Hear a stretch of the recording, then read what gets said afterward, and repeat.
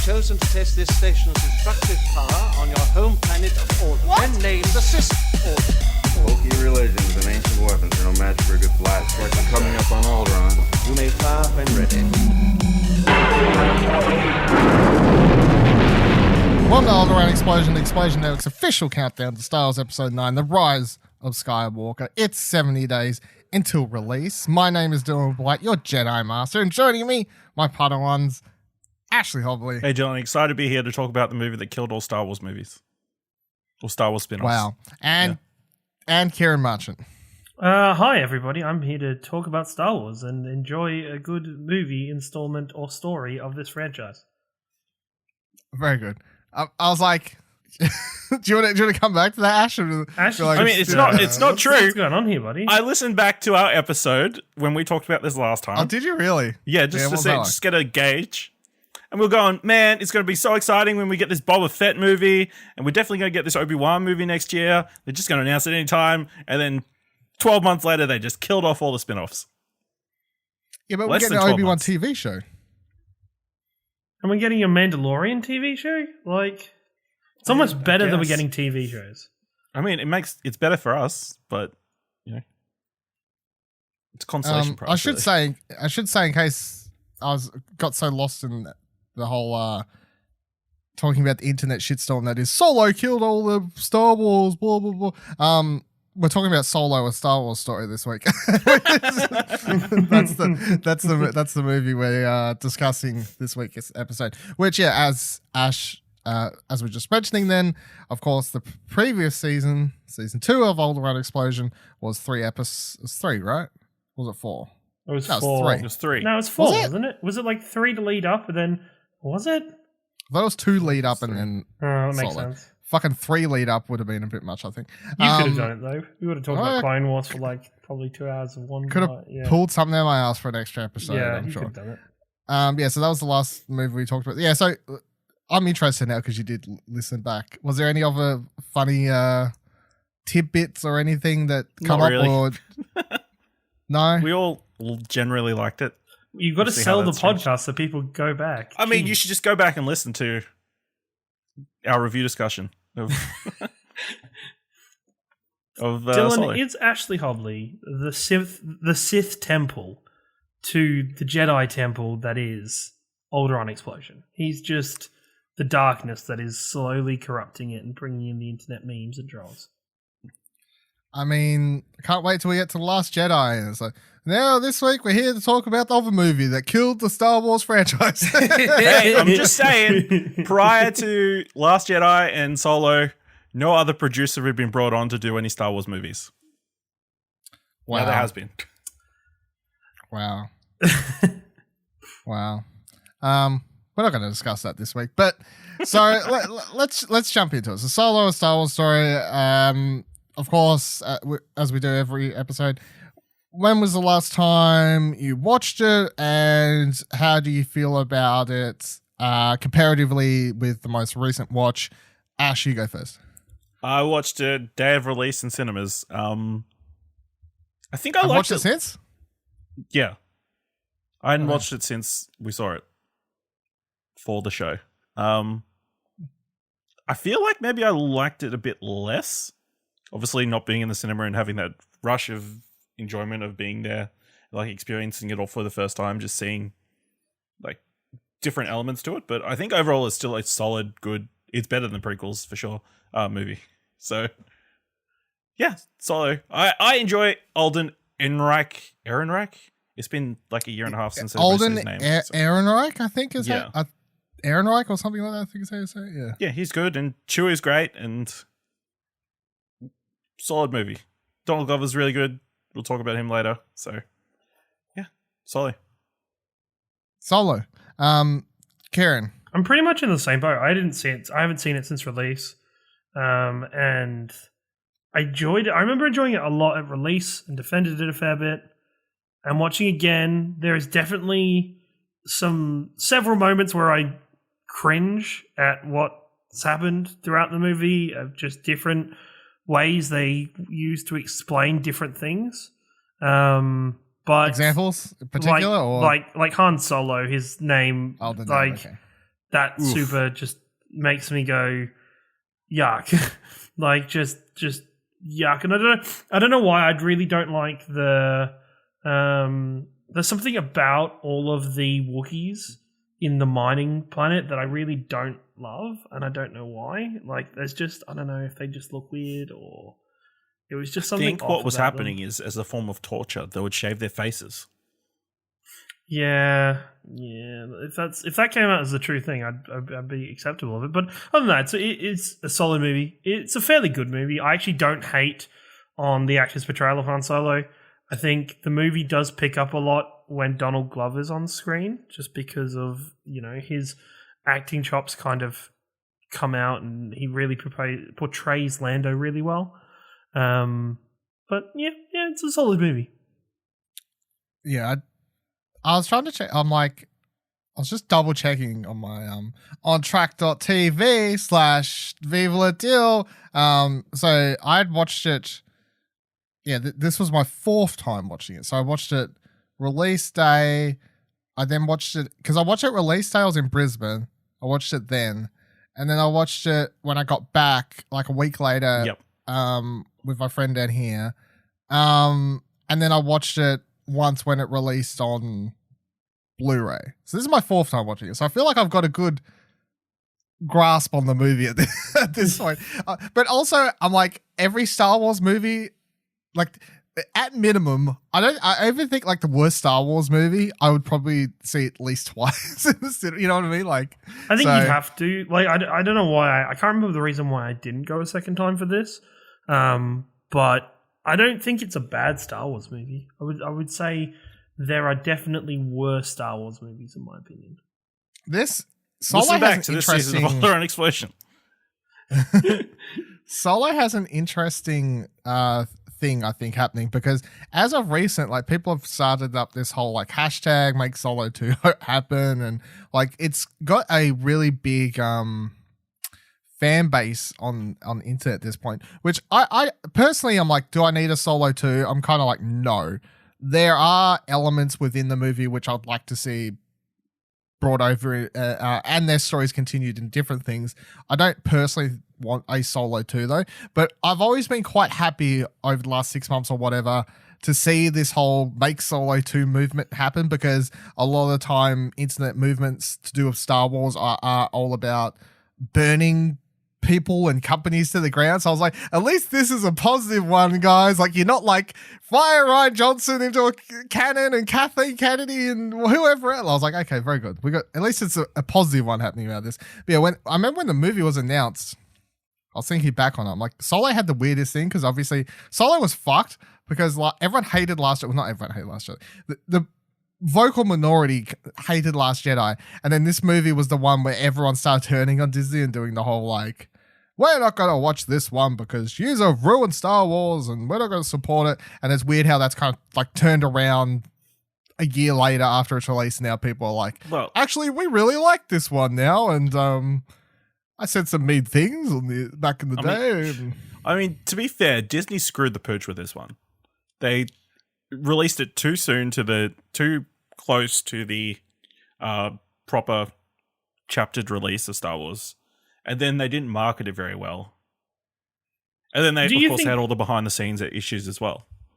Do you think these movies should have waited until after they closed up the trilogy? So then this is just something that was later on that just kind of gave us snippets of, like, snippets of Han Solo's life and snippets of different characters. It felt weird that we were going back at a point that didn't have any relation to really anything that was going on in the current storyline, other than Han Solo being freaking Thingamy's dad. Ben Solo? Kylo Ren. Sorry, I just had a major brain fart then. That's the only connection to this, but I don't think there was a story point that really, led to that. Like, for me, I think Rogue One was a really good release. And we'll talk about that when it comes out. I think Rogue One did really well where it was. These could have been placed better after the trilogy was done. And away from, let that be encapsulated let that have any bad juju that is attached to it from people, and then come to Han Solo. I think this type of story is much better suited to something like which they're going to be doing now, which is these Disney Plus TV shows. I think Solo as I think they could have just made this into a 6-episode thing on Disney Plus, and it probably would have been a lot better. Like in retrospective, I think they wouldn't have had to. At some points, it felt like they were padding out for time, and as if and it wasn't like it was meaningless content, but it was still unneeded content. Like the movie could have been a lot more streamlined. There could have been a lot more in a TV show that is just picking up the major points.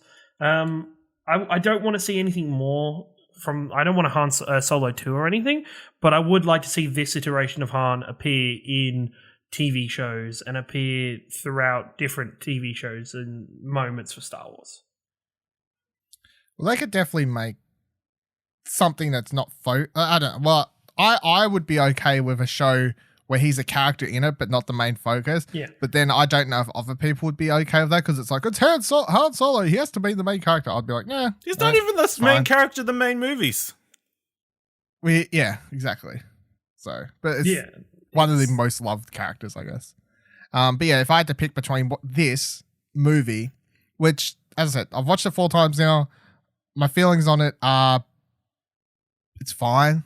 It has a lot of moments that I enjoy and a lot of other moments I'm like, well, whatever. There's heaps of things I'd like to see explored more, but it's just a very this would have worked a lot better. It's like watching a big budget Clone Wars episode. And I'm not trying to say it's anything to do with the Clone Wars, obviously, but I just mean it very much feels like a spin-off type tale, I guess, like a Clone Wars or a Rebels or whatever. It feels like a spin-offy type thing, but then I'm like, I would have just preferred that to have been had its plot and characters spend more time growing and whatever, exploring the characters like Dryden Voss and whatever else more you could have got more time with, and the mob underground stuff and whatever else in a TV show. All right, so as always, I was about to say I wrote, but I write them in the notes app on my iPhone. Notes for the episodes. We'll start going through those. You're in this life for good. You might want to buckle up, baby. Here they come! Let me give you some advice. Assume everyone will betray you, and you will never be disappointed. I got a really good feeling about this. Since when do you know how to fly? 190 years old? You look great.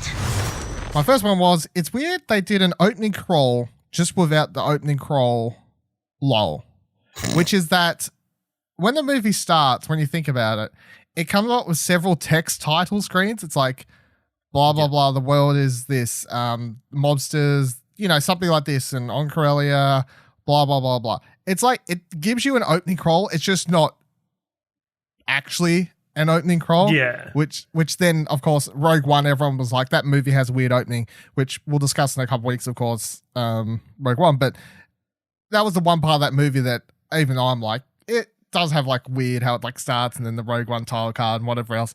And I would say that Solo opens better, but it's still just just fucking, at this point, I would have been like, just do the crawl. I don't care. Just do the crawl, whatever. If you're just going to put up different title cards, text on the screen, hey? If you're just going to put up text, you might as well do the crawl. Yeah, exactly. But they're like, nah. I guess they said it's got to be different. It's got to be different. Yeah. Only the major ones have open crawls. Apparently. The opening scene is good for looking at the bigger picture of how kids are growing up across the galaxy under the Empire. So this is something I would like. I wish we kind of got explored more of, more. which if you did it as a TV show, you could have had more time to explore, obviously, because it's actually something you don't see at all in the movies apart from this, and it's also something they don't even explore as far as I'm aware or could think of much in extended comics or books or anything like that, which is just general person growing up anywhere in the galaxy under the rule of the thumb of the Empire's reign. Of course, you could be like, yeah, but like that's literally what Rebels is about. And it's like it kind of is. Like that show starts and shows you how the planet of the Thol's like under the Empire's rule, but then it's like straight away the main character, which is Ezra, gets picked up and then indulged into the Resistance or the rebellion, and then next second he's off doing all this other stuff. But what you see at the start of this movie is just Han Solo, Han, nobody, and all these other people. It's just like under the ruling thumb of the Empire, the criminal underworld seems to like rise up as well, and that's an interesting thing. That's the Hutts pick up whatever else. So it's like I would like to see that explored more, and I guess that's kind of what they was going to do at one stage with that whole 13 thing and whatever else. All these cancelled projects. So maybe one day in the future we'll get something that's more. Empire was trying to stop crime. Nah, it was using crime to harbor, crime. I think the Empire itself would have a propaganda phase where it'd be trying to, we're trying to stop crime and make the universe better. But really, it's helping crime and working with crime to continue putting itself in power and making sure the people in lower socioeconomic places can't rise up or can't do anything. It's just another way to control people for them. Yeah, which is why crime, picks up under their thumb as far as I'm concerned, because they're quite happy to let it happen, especially if the, Empire has lots of corrupt officials, easily brought off, bribed. So that's kind of how I picture it happening all across the galaxy, just lots of people being brought off.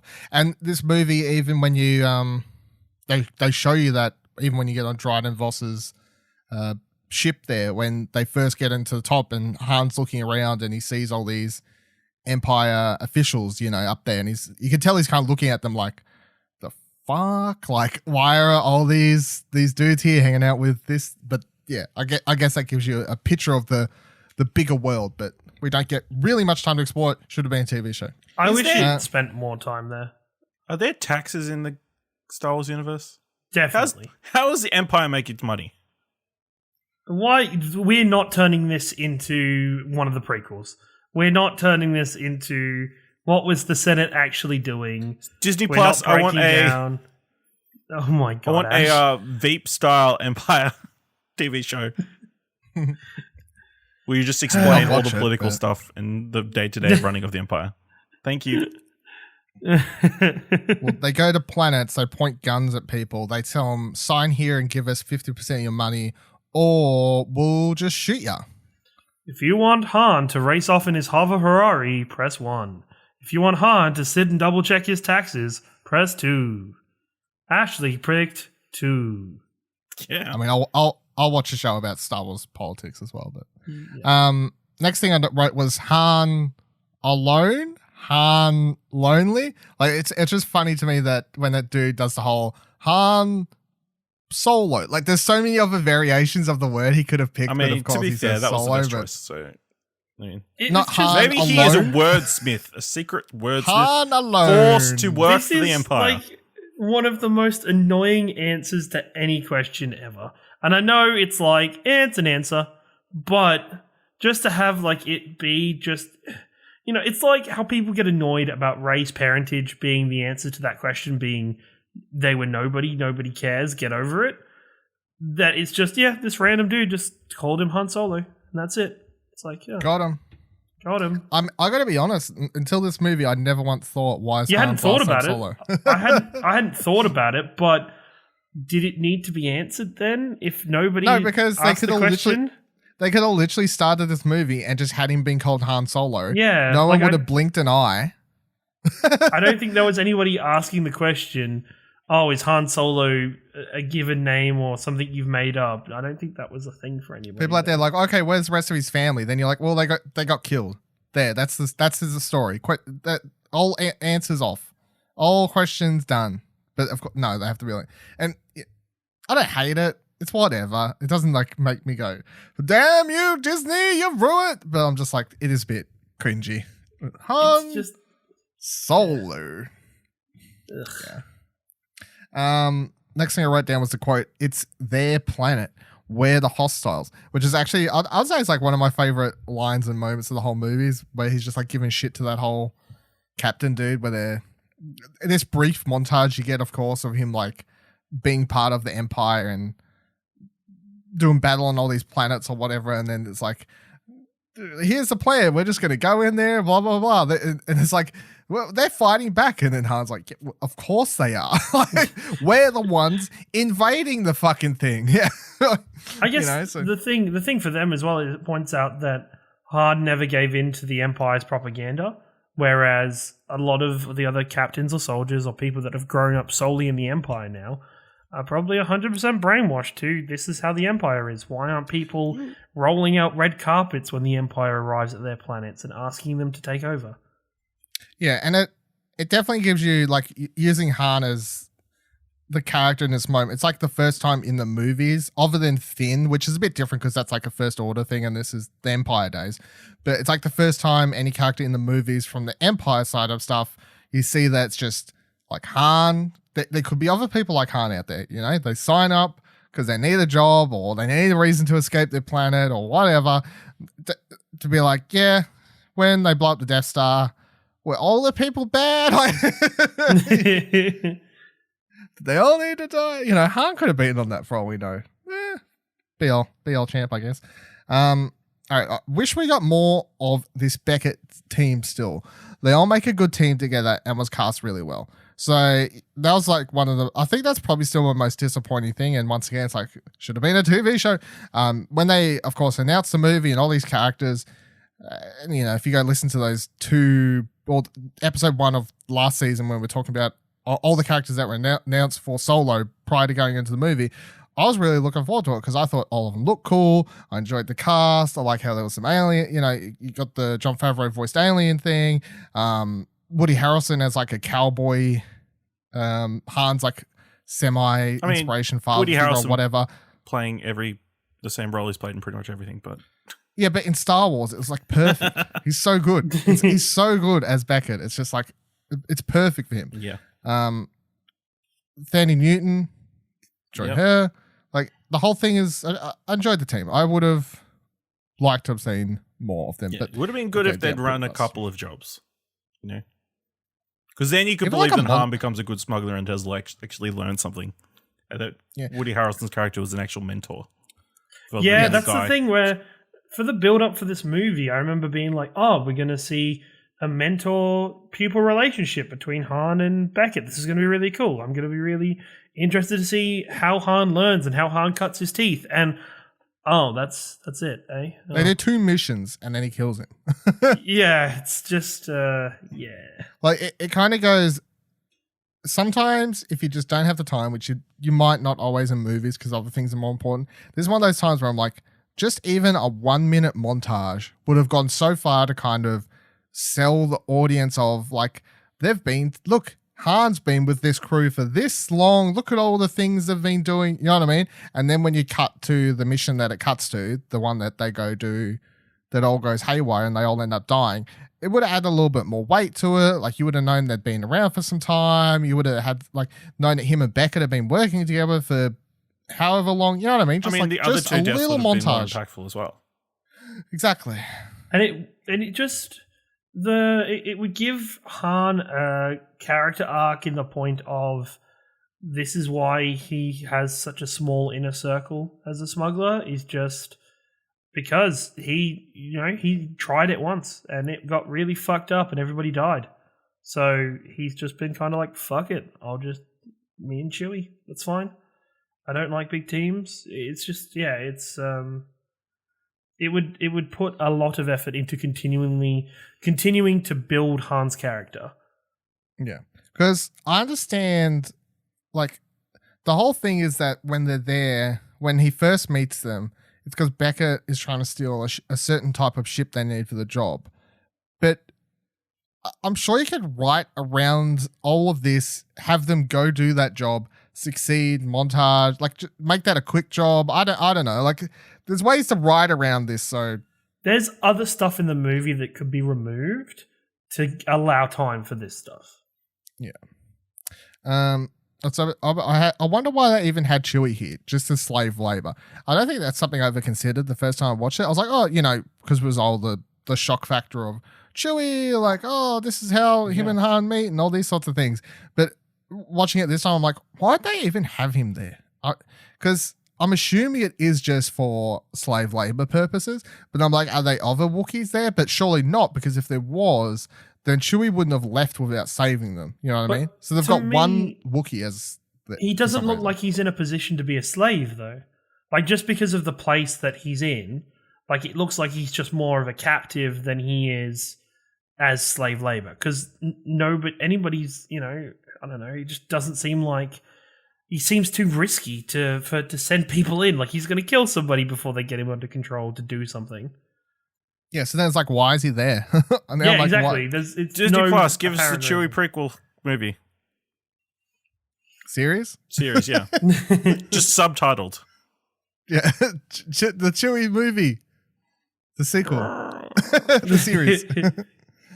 Yeah, so I was like, I mean, do I need to really know? No, but it's just one of those things I was thinking this time. Like, why is he even there? It's a bit weird.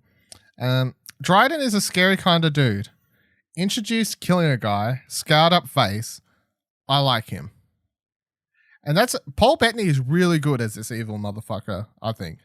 I think he is my favorite single bad character or evil character from the quote-unquote Disney generation of movies. You reckon you like him more than like Kylo Ren or anything? Yeah, because I think Kylo Ren has had good moments, but then he's also had other moments where I'm like, this is really shit. Like, but like as a character as a whole, I just like Dryden because he feels new. Like he feels like something that hasn't, like, in at least the movie sense.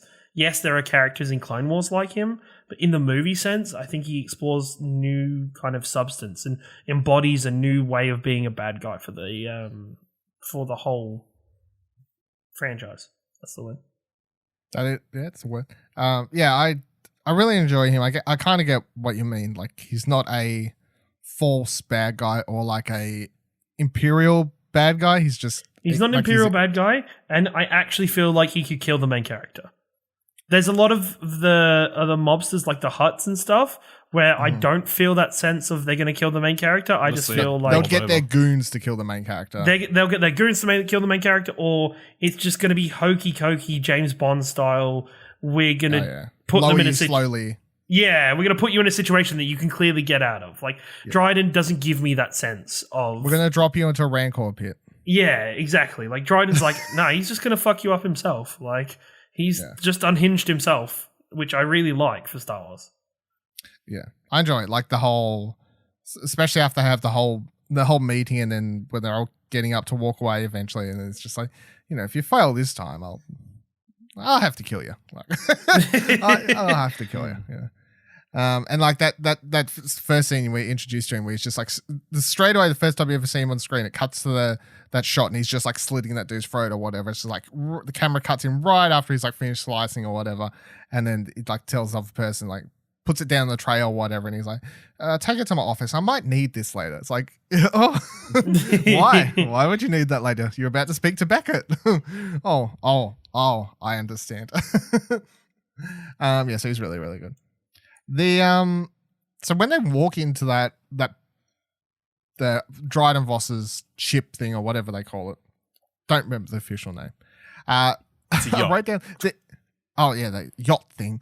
I wrote down the imp thing on the table looks like something out of a Harry Potter movie. I don't know if I'd ever noticed this before. At one shot time, they cut to this little weird monster thing on the table, well, creature thing on the table, and it looks like something out of fucking Fantastic Beasts and Where to Find Them. I'm like, okay. And there's like a clear line between like a Star Wars looking monster to me and like a Harry Potter creature. Yep. And this thing definitely felt more like a Harry Potter creature type thing happening. Yeah. Chewie gets these 2 drinks and then he's like, fuck you then, Han. Has both of them. This is also something I don't think I'd noticed before, which is when like Chewie sends off, Han's like, yeah, go do what you want to do. And then of course Han goes off and he bumps into Qi'Ra. Qi'ra, and they have their whole conversation, and it cuts that shot of Chewie where he's like looking over at them. I think everyone, weirdly, when I watched it before, I thought he kind of just shrugged or whatever. I never realized that he actually has 2 drinks in his hands, and he like looks over and sees that Han's talking, and he's like, I have both then. There's some subtle like Chewie humor in this that I quite enjoy. Dryden just collecting Mandalorian armor, or he has it from Maul's connection to Mandalore, or is it connected to the Mandalorian? I'd like to just let everybody know, because you can't see our notes. This sentence is written the exact same way that he just spoke that. There is a lot of or, and There's then a lot the of last Rs. sentence R's, and then it goes into capitals, and then it's just so you know, we fully it's just don't. It's how I wrote the No, notes, I really. don't think it's. I think it's think it just has any collecting collection. Mandalorian armor. I mean, Mandalorian armor's cool, so Yep. I think the second part makes sense. Like, Maul has connections to Mandalore and shit. Yeah, I think that That would make sense. I think the That last would make sentence was a little bit yeah, I know. overblown I there. kind of got myself going, and then Yep, it's you like, did. tinfoil hats on. Mandalore set, I don't know, fucking 20 years after this or something. I don't know, but it's connected. Hey, Clone Wars again. They set up these crime syndicates with the Pikes and so on in that show. So this is my little plug for the Clone Wars on this week's episode. Gotta fit it in. Because there always has to be one. If you'd like to know more about the crime syndicates of the galaxy and each, I think there's like 6 or something like that. They're all kind of introduced and have little parts in the later seasons of the Clone Wars. Especially the Pikes. The Pikes have an entire arc about them actually at one stage, I think. So there's your little Clone Wars plug for this week. How good is Gonald? Donald How good? Glover. Donald Glover, everyone. How good is Donald Glover? Imagine being as talented as this man. I wish this was my last recollection of Landon Calrissian. Like, I really wish, like, I kind of dislike that we're going to see Lando in episode 9, because I have a really weird feeling that he's not going to feel like Lando in episode 9. That's an interesting thing, because that would mean that, because I think people fall on either one side of the table or the other. Like, you really enjoyed Donald Glover as Lando, or there's other people who are just like, no, he's not Lando. He just looks like a cosplayer. Pretend, you know what I mean? Like, not sold. I think he didn't look like somebody wearing a costume. Like, he owned that shit. Like, he just kind of, for me, I watched that character and I'm like, yeah, that's Lando. That makes complete sense. Yeah, I have no trouble with. He is Lando to me in this. Whereas the old Ehrenreich thing as Han Solo, I'm like, it's fine, but I never like feel like he's truly embodying that character. Whereas Donald Glover as Lando is like, that's just he is that character. Like, he just does it so well. So Jesus, jumping off point for this topic then. So how much of his style and characterization from this movie do you think that audiences will see in episode 9 with Lando? And how much of Solo do you think would be necessary to understand Lando, if at all, in that movie? And the only reason I'm saying that, because people may be like, oh, but Dylan, surely you won't need to have seen Solo, because obviously episode 9 set after, the original trilogy, blah, blah, blah, blah, blah. But the reason I'm saying it this way is because Solo is the most recent Star Wars movie, and we've already seen that the costume he has in the trailer is the Solo costume. We know he's going to be wearing that. And then also, I wouldn't be surprised if the way they write Solo, maybe they got told to write him a little bit more like the way audiences might remember him from this compared to Return of the Jedi. You know what I'm saying? Like, how do you feel about it, Yeah. Ash? I think he'll definitely be a more positive, charming sort of character. Obviously, he won't have turned Oh, it'll be ages since he turned on anybody, but yeah, I think it'll be cool to see it since. I think I'll be interested to see how, when he's sitting in the Millennium Falcon, whether he refers to it as a feminine, in a feminine way. It's things like that where it's like, a slide. if people skip this movie, it's like, whoa, you're missing the good little trivias, little Easter eggs. I'd really like him to go into a room and find a bunch of capes just sitting like on the floor, balled up or something. Yeah. I think we're going to see a lot of capes. Fine by me. Dylan would wear capes if he could. Yes. Capes cool. How do you feel about it, Kieran? I'm a little worried just because of how old is I can't even remember the actor's name now. Billy D. Williams. Billy D. Williams. He's old. Like he's getting he's probably the eldest of the people who have returned so far. He's currently 82 years old. And I don't know. I don't know if I'm okay seeing Lando as slightly decrepit in some way, or just not, Wow. I know it sucks. You'll be there one day, Kieran. I will be, and I hope somebody pushes me down some stairs. Oh my god! But I hope they do have callbacks to this movie, because I think if they don't have callbacks to this movie, Disney has just pushed Solo out to die. It's almost like they've accepted that Solo bombed and was a failure, and they're just going to ignore that it happened, which I don't think they should do. I don't think they should do that at all. In my opinion. No, I'm on the side that I think there'll be references, like the thing Ash said, or whatever else. I definitely feel like just because Solo was more recent in audiences' minds, because not everyone goes back and rewatches all of the movies prior to release, that's just more of the hardcore Star Wars fan type thing to do. General audiences are probably just going to go watch it because it's just the blockbuster of the year. It's Star Wars. Yes, let's watch it. The last time they saw Star Wars probably was Solo, so it's like it would make sense for the character to feel more like the last time they saw the character, not just assume that everyone's gone back and watched a movie from fucking the 80s, All right. L3 says, you couldn't get from here to Black Spire without me, as they're leaving the place they pick up Lando, wherever that is, some fucking casino thing, whatever it is. Which I never paid any attention to last time we watched the movie, but now that name is quite big to do with Star Wars, Black Spire, because it is everything to do with Galaxy's Edge, which is the Star Wars theme park that has opened this year. So thought that was a good jumping off point to discuss the theme park a little bit. Have we kept up with the park at all? What do you think about it? What do you think about their whole marketing tie-in? Or have you just been ignoring everything about it because you're like, I'm never going to go, so fucking who cares anyway? Ash. No, I haven't kept up with any of the marketing. I mean, it's cool that there's clearly some sort of tie-in, but I mean, it's so far away. I'm not going to Disneyland anytime soon, except if you head over to kofi.com/explosion. Oh my god. We'll do another season of Alderaan Explosion if you send us to Disney World. Or Land, whichever one it is. Land.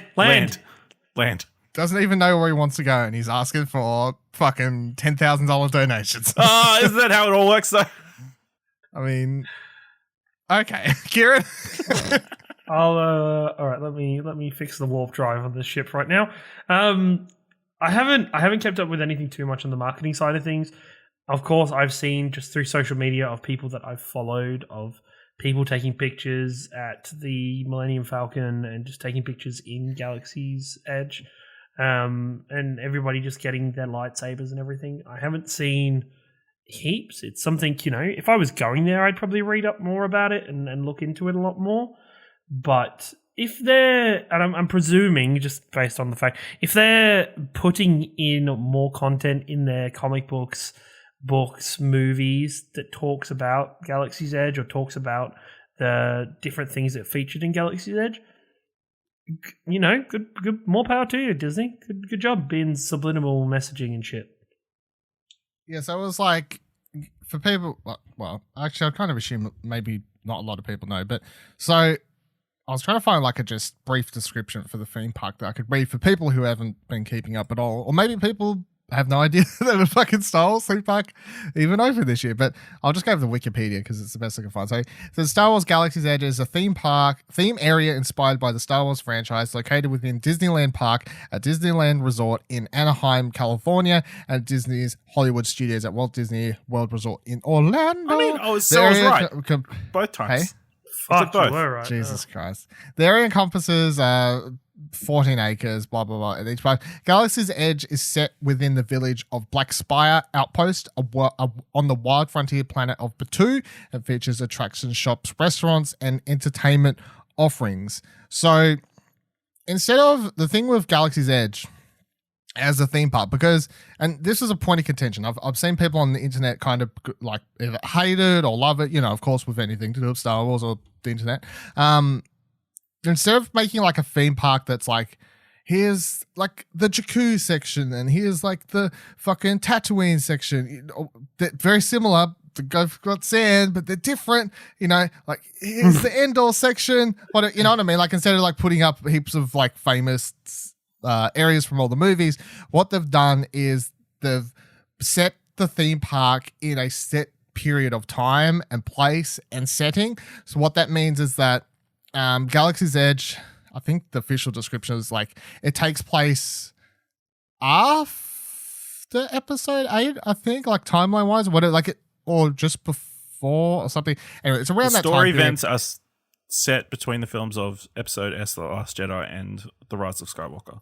Yeah, there we go. So it's just like just after Last of Jedi. So what that means is that everyone that's in the park and like everything that you see walking around and like First Order troopers and whatever else, all these sorts of things. So it's very much set during current gen Star Wars, which then of course pisses off a lot of people because there's a lot of people out there who of course hate the Disney era of Star Wars movies and they're annoyed that they don't get, you know, old school stormtroopers and Terrible. You know all these Why all they these would other go things. to Disneyland or Disney World if they hate the Disney era? Yeah, well. And then the other thing they've done is because it's set during a key period of time and a place within the canon like Star Wars universe and time, which means that they've so far released two novels that are tied into the theme park and have stories set around what's happening. And what that means is that you can read those books, discover certain characters that are inside those books, these novels, and then you'll be able to walk around the theme park and you'll see like, you know, paid people dressed up as these characters and they're walking around. And then of course you may be like, oh, that's that character from the book that I was reading. You know what I mean? Like it means like anything Star Wars, the more you put into it, the more you're going to kind of get out of it. Like the more you'll recognize and the more you'll notice and the more you'll see. And then other things like, and that's what I'm saying, like they've obviously been building to this whole Galaxy's Edge thing for years and years and years of planning and whatever else. But then it also means that when I'm rewatching something like Solo and I hear them say Black Spire, that it now, my brain, this rewatch was like, oh, the theme park. Right. Okay. So they have over the years put subtle mentioning in that is now only just triggering in my brain hole. Whereas obviously the first time I was watching it, I was like, Black Spire would have just gone like, never heard of it, whatever. Do you think that, and this would be really cool, and I would be very impressed with it if they did, if a point after Episode 9 comes out and after it's more widely watched and maybe once the Blu-ray's released, do they advance the time period of Galaxy's Edge? I'm going to say no, because I think the thing is if you're falling onto the whole like Kylo Ren being redeemed, if you're on that side of what's probably going to happen, it means that because they have the theme park set during a current time and frozen in it, it means they're able to have Kylo Ren walk around being a bad guy and whatever else. Whereas if it's set like after Episode 9, then all of a sudden people want Kylo Ren to walk around as a good guy, and you know what I mean? Like, yeah, that's fair. They get to stick it in certain thing and not worry about other things and whatever else. So maybe years from now they update it, they add to it, you know. Maybe they have like a the special next like thing. one day event that like takes place at like a crucial part of Episode 9. Like it'll be, They could do something like that, I guess. that'd be really cool. for one day, but I guess the general day-to-day usage, like, you know, 'cause there's a thing coming out to Disney Plus. Do you remember the name of it, Ash? The whole remember there's that documentary coming to Disney Plus where it's like about the actors at theme parks or whatever. I can't remember the fucking name A of it. Day in the Life or something like that. Something like that, yeah. Because I'm really interested in that, because these people that are at these theme parks, be it this one or you're over Disneyland's and the Harry Potter World and what have you, like they're basically actors, because they you know, they dress up in a costume, they play a role, they walk around and they have to interact with people and stay in character and whatever else. So I find it really interesting. So it's like, I remember I was reading something about the people that hired for jobs at Galaxy's Edge, and it's like they have to remember they had to basically audition like it was a TV job, you know, like read lines and whatever else. And so it's quite interesting, I think, that people, and it's just something that I guess most people don't think about, because you're like theme parks, rides, corn dogs, like merchandise. It's also something, by the way, if you are thinking about going, or donating to our Ko-fi to get Ash there, I've read that like the lights, it's like if you're going to pay the money to go there, be prepared to also have a chunk of change ready to spend there, because your tickets to get in is one thing, and then I think the lightsabers are like several hundreds of like $200 or something to do. Like that's not covered. You have to pay for that as well, and it's like build your fucking droid. That's another like $100 or whatever. It's like I think there's like a $5,000 droid you can buy, something like that. Probably wouldn't surprise me. This thing's a And then money you have to making buy machine. your collector's soft drink Yep, obviously. that you can't get through customs. You know what I would find amazing if, you know, in the hypothetical world that we raise the money to be possible to go to Galaxy's Edge, and the person we send is Ash. That would be, that'd be so funny. I just want to clarify something. If anyone donates $10,000 to our Ko-fi, I'll most likely use it for anything but to send Ash to Galaxy's Edge. No, just make sure you use that in the description. Just be like, this is, I've been... I'm like, all the things I could do with $10,000. Buy a studio, buy everyone new gear, you know what I mean? Like, no. Let's send Ash to Galaxy's Edge. Ash to Galaxy's Edge. I don't understand why you're so against this.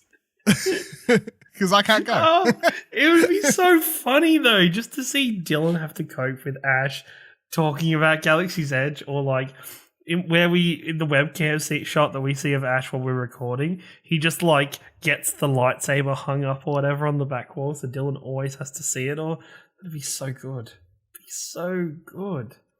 I don't get, not to go too much of a tangent of this theme park, because of course when it came out I was watching heaps of YouTube videos from people who went there. The fucking lightsabers are really cool. Like they have a compartment in them, and you can buy, of course, to buy separately you got to buy each different crystal separately, so you can get like a green crystal, a purple crystal, clear crystal, what have you. They all cost extra money, but they all make their own sounds. So like you can open up the little compartment in the lightsaber and you can slide in a different crystal, and then they'll make its own like different sound by the color, and then of course you see the lightsaber like light up, and they're way better quality than the ones you'll buy for $100 at Kmart or what have you. Like it's really bright and just neon and whatever. They're really cool. You can send Ash to get me a lightsaber at kofi.com/explain.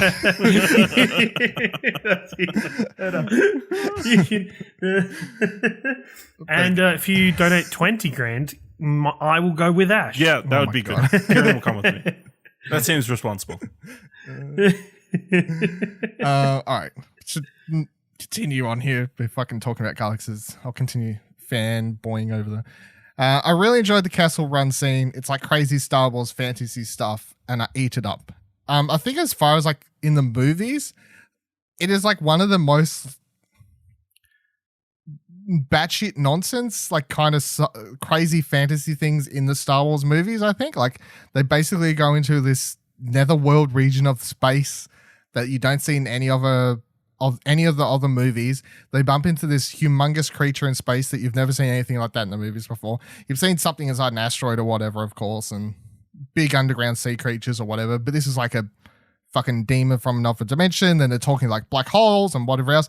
And also that shot, like visually, this Kessel Run scene is probably the most visually interesting stuff to watch in the whole movie. I also find like there's that one shot really wide shot or whatever, where the Falcon's like this kind of speck, and you just see the black hole and everything that's happening. It's probably my favorite imagery within the movie is all from this stuff here. So I enjoy watching the Kessel Run. It's fun. I remember watching it in the theater as well, and I was just like, yes, I just enjoyed watching it in the theater and then feeling the collective energy of people around me, their brain trying to comprehend that a parsec isn't a measurement of time, it's a measurement of distance. Yeah. Just like so many people just breaking their brains over something they'd thought about for this whole, for possibly 30 years of their life is just completely different.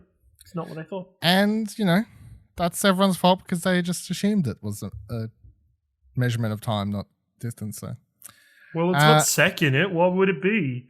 Oh, the galaxy far, far away. I mean, I enjoy that they solved their problem by just adding nitrous. Yep. The I nitrous. love that. As a Fast and Furious fan, I tell you what. If they don't do that in Fast and Furious 10, Final go into Fantasy space.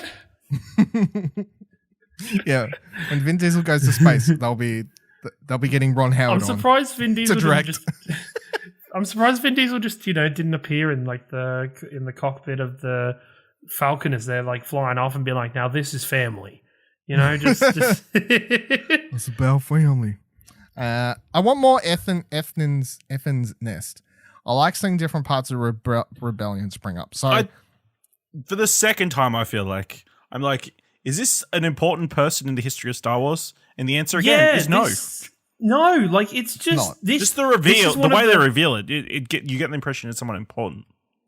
This is just one of the subplots that I'm like, this didn't need to be here in this fashion. Like, they're kids. What?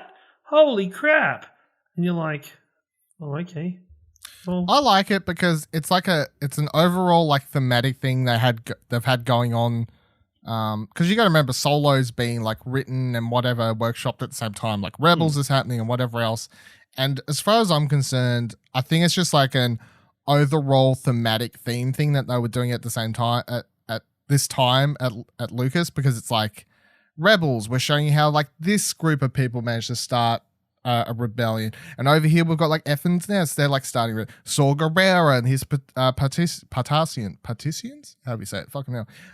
They're like starting up their own rebellion. Like they had this whole theme going on for a period of time of being like, it's not just like one day someone stands on top of a podium. They're like, we're starting a rebellion, and that's how you get to A New Hope, where everyone is like. They kind of, throughout different movies and TV shows and books and comics, introduced you to the idea of like, it wasn't just an overnight thing of this big group of people getting together. It was literally all these people over the galaxy kind of starting, joining. All these different guerrilla groups, which then eventually leads to the rebellion. That's that why we it's know. called the Rebel Alliance. Yeah, it's because they align. Yeah, so I think in the bigger picture, like scheme of things, I like how they had this. I think when you don't think about that, or you don't like take that into account, or you haven't watched other things for that to be like a possibility to tick into your brain. And even the first time watching this, I was like, who is that? Am I supposed to know who this character is? Yeah. It's just, and that's just a thing that comes down to the way it's shot and edited. You shoot that scene differently, you edit that scene differently, it solves that problem. It's not the fact that the characters in the movie at all. It's just simply that shot, because it cuts this close up, she takes off the helmet, and then it hangs. And then as an audience, you're like, are we supposed to like, whoa, it leaves it like a, whoa, I can't believe that's so-and-so moment. So I think that's an editing thing more so than like just having the character in the movie thing, I think there's the power of editing. It should have been Obi-Wan the entire time. Well, yeah, obviously. That would have been but yeah, no, and they haven't popped up in anything else yet. I, as far as I'm aware, I don't think they have, unless they've popped up in like one of the random Disney shorts or something like that. But as a character, as a group, I'd be keen to see more, find out how they got from where they go to where they end up. And the other thing is, well, actually, I've got the note up here in a minute, so we'll get back to it. But the next thing I wrote down is one of my favorite shots in the whole movie is where Qi'Ra swings around on the floor and blocks Dryden. Then, of course, the following mole scene.